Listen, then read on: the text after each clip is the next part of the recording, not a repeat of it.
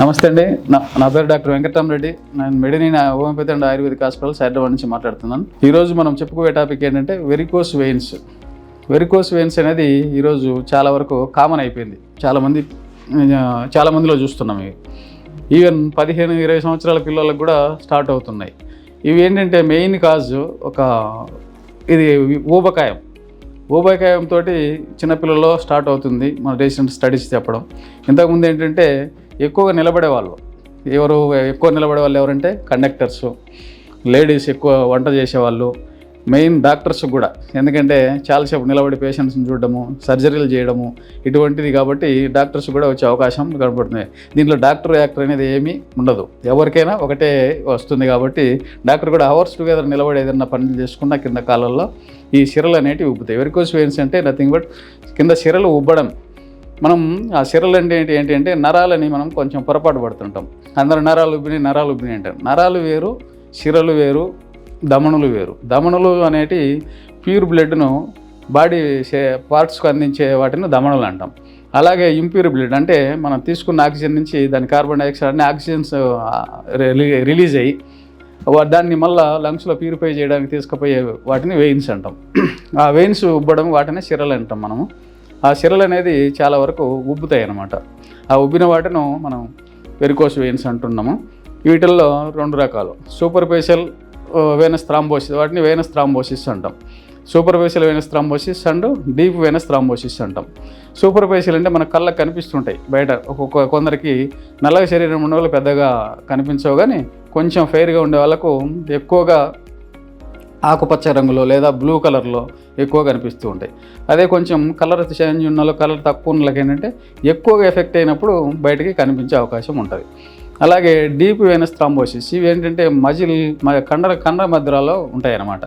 ఇవి సూపర్ఫిషియల్ వచ్చినప్పుడు మనకు అది ఒక వార్నింగ్ అనమాట. మనకు ఆ వార్నింగ్ సైన్స్, ఆ వార్నింగ్ సిగ్నల్స్ మనం ఫాలో చేసుకొని తగ్గించుకుంటే మీరు డీప్ వెనస్ థ్రాంబోసిస్లోకి వెళ్ళిపోకుండా మనం కాపాడుకునే అవకాశం ఉంటుంది. దీనికి ఏంటంటే దీనికి 4 కారణాలు చెప్పుకోవచ్చు మనం. ఇప్పుడు చెప్పినట్టు ఒబెసిటీ. ఈ ఒబెసిటీ ఈ రోజుల్లో ఎందుకు వస్తుంది అనేది అందరికీ తెలుసు. చిన్న పిల్లల దగ్గర నుంచి పెద్దవాళ్ళ వరకు మనం తినే జంక్ ఫుడ్, బయట తినే ఆయిల్ ఫుడ్, మనం అది తిన్న తర్వాత మనం పని చేయకపోవడము, మనం సెడెంటరీ లైఫ్ అంటే కూర్చొనే మనం వర్క్ చేసుకోవడము, అవర్స్ టుగెదర్ కాళ్ళు యాలేసుకోవడము, ఇవన్నీ జరుగుతున్నాయి. అలాగే మనకు దీంట్లో మన లేడీస్లో ఎక్కువగా కనిపించే అవకాశం ఉంటుంది. ఈ మిగతా వాళ్ళను ఒక 3 పార్ట్స్ అనుకుంటే 1 పార్ట్ లేడీస్ అనుకుంటే ఎక్కువగా లేడీస్కే దీనికి సఫర్ అవుతూ ఉంటారు. ఎందుకంటే అవర్స్ టుగెదర్ మన కిచెన్లో వంటలు చేస్తూ ఉంటారు కాబట్టి వాళ్ళు నిల్చొని చేసి వాటికి వెయిన్స్ అనేవి ఉబ్బే అవకాశం ఉంటుంది. అలాగే చాలామంది వెయిట్ ఎక్కువ ఉన్న వాళ్ళకు ఈ తొడల దగ్గర నుంచి, జెంట్స్కి ఏంటంటే తొడలు అంత లావు అనిపించవు, లేడీస్కి మాత్రం ఫ్యాట్ సెల్స్ అనేవి ఎక్కువ తొడల్లో ఉంటాయి కాబట్టి ఆ తొడలకే డిపాజిట్ అవుతుంది. ఆ డిపాజిట్ అయిన ఫ్యాట్స్ ఏమవుతాయి, ఆ ఫ్యాట్ సెల్స్ ఉబ్బి ఈ సైజ్ అనేది తగ్గిపోద్ది. వాళ్ళు నడవాలన్నా కూడా ఒకదానికొకటి రాసుకుంటూ పోతాయి అనమాట.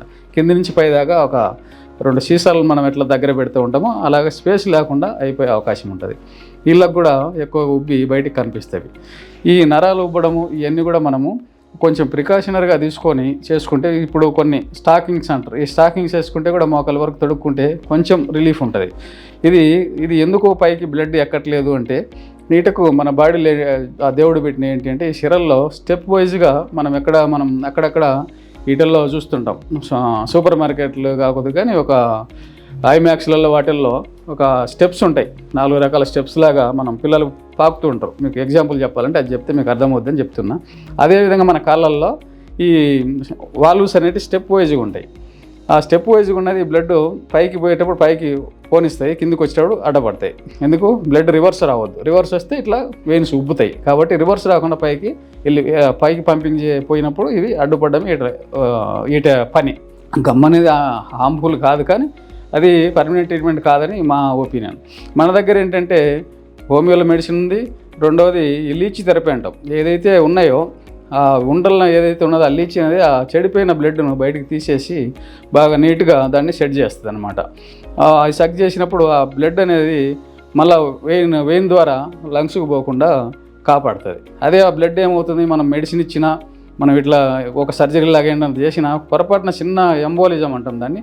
ఆ ఎంబోలి ఆ గడ్డ లాంటిది పోయి ఎప్పుడైనా లంగ్స్ ద్వారా హార్ట్కి పోయి వాల్వ్ కడ్డపడితే ఒక్కోసారి సడన్ డెత్ అయ్యే కేసులు కూడా చాలామంది చూస్తున్నాం. అలాగే దీన్ని ఏంటంటే ఆ లీచ్ అనేది అక్కడి నుంచి తీసేసి బయటికి మనం చేత తీసేసినట్టు తీసేస్తుంది తప్ప వెయిన్ ద్వారా మళ్ళీ బ్లడ్ సర్క్యులేషన్లోకి వెళ్ళిపోకుండా ఇది కాపాడుతుంది అనమాట. ఈ ట్రీట్మెంట్ అంతా అధునాతన ట్రీట్మెంట్ అని కాదు, కానీ చాలా రోజుల నుంచి ఉంది, మన ఇండియాలో జరుగుతూ ఉంది. మనం అధునాతనంగా ఇక్కడ మన మెడినైన్లో చాలా వరకు వీటిని క్యూర్ చేస్తూ ఉన్నాం. నెక్స్ట్ వీడియోలో మీకు లైవ్ కూడా వాటి గురించి చూపిస్తాను. అంతవరకు మీరు ఏదన్నా కామెంట్ సెక్షన్లో ఉంటే మీరు మాకు కామెంట్ చేయగలరని చెప్పి మనవి చేసుకుంటూ సెలవు తీసుకుంటాను. నమస్తే.